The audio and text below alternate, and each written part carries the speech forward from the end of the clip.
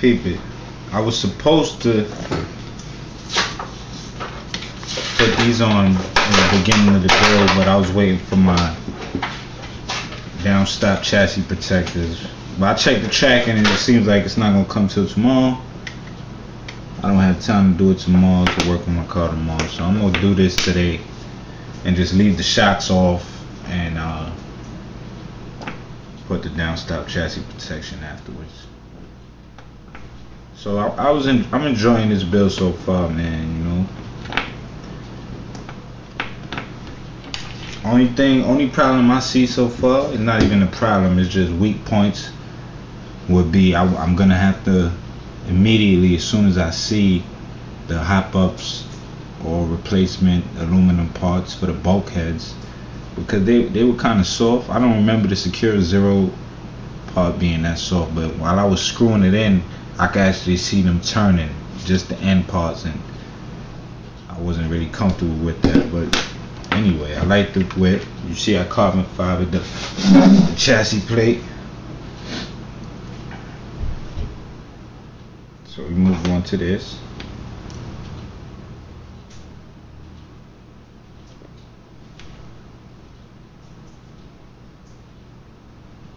It's the Sakura XI Sport budget friendly chassis.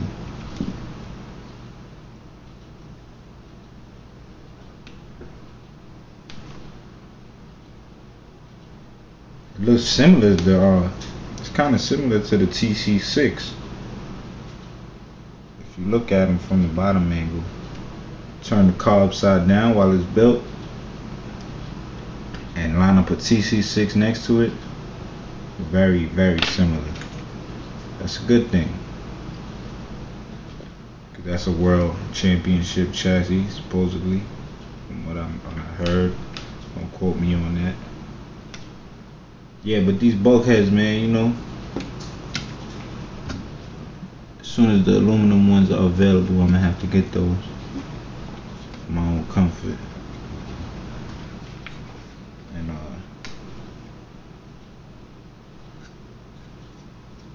I don't think the normal Sakura XI bulkheads are the same. Don't quote me on that one neither. I'm not sure, but I really doubt it. If I'm not mistaken, when I looked them up, they was different. They look more similar to the Sakura Zero S bulkheads. This is always a problem for me right here. There we go. Way better when you could just turn the chassis upside down like that. I know they say you're not supposed to screw all the screws in to the end to avoid tweaking your chassis, but this is how I do it, you know what I'm saying? Just to avoid, I got a real forgetful mind, just to avoid forgetting to screw them in, forgetting to screw them in afterwards, driving around with loose screws and all that. I just go ahead and tighten them. And when it's full, I go ahead and tighten them in the X format, like so,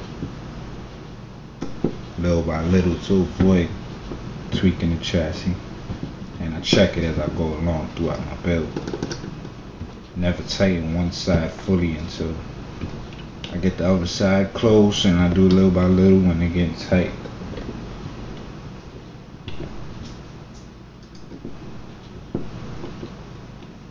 Like so.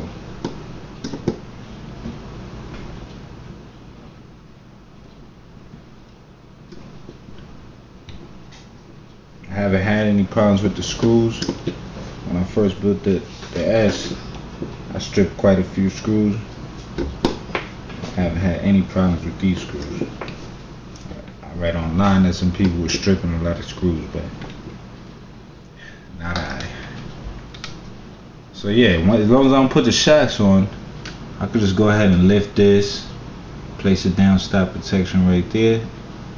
Before, when I got it from my S version, I had the shocks still on and it was kind of hard, you know, so I was trying to wait on that, but hey, it is what it is.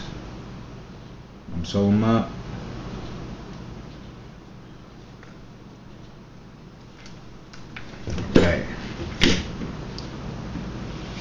You took the air right out of my lungs. Yeah, it ain't like that singing voice. Let's see. 1 degree. That's what I'm doing. Everything per the manual. That's a 30 degree. Here's the 1 degree.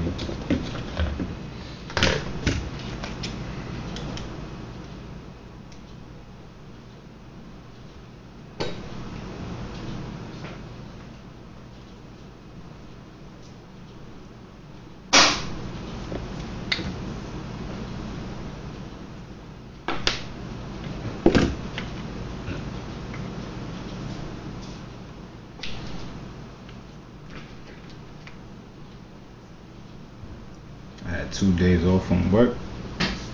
Beautiful 2 days. My kid came just in time. So I got to work on it yesterday. I'm gonna work on it today.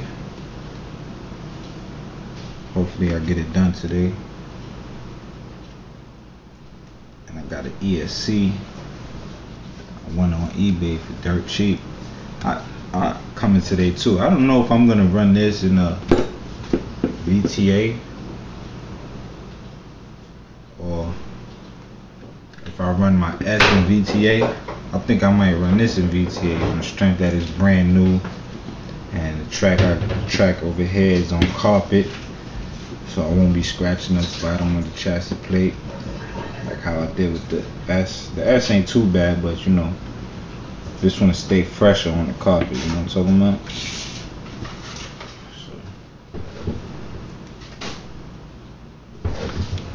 Oh yeah, as far as the that 1/16 scale I was doing, that Castle Creation 0808 8200 kV motor came in, 4-pole. I installed it and I took it outside to run it. I ain't had nobody to film it, but I don't see any difference at all between that, as far as speed, between that and the mystery 7800 kV motor I had in there initially. It seemed like they got the same speed. I haven't GPSed it or anything because the car is so small, there's nowhere to put a big ass phone. You know what I'm saying? But I ain't seen any difference at all. I thought it was gonna be a huge difference, being that the kV rating is higher and it's 4 poles, so I wouldn't be losing any torque. Whoa, seen that? Almost stripped that out. Well, I won't be losing any torque, but seems the same to me. I'm gonna get a running video of that and let you guys be the judge. You can compare it to the previous one. So, got those installed, and I'll be back with the next one.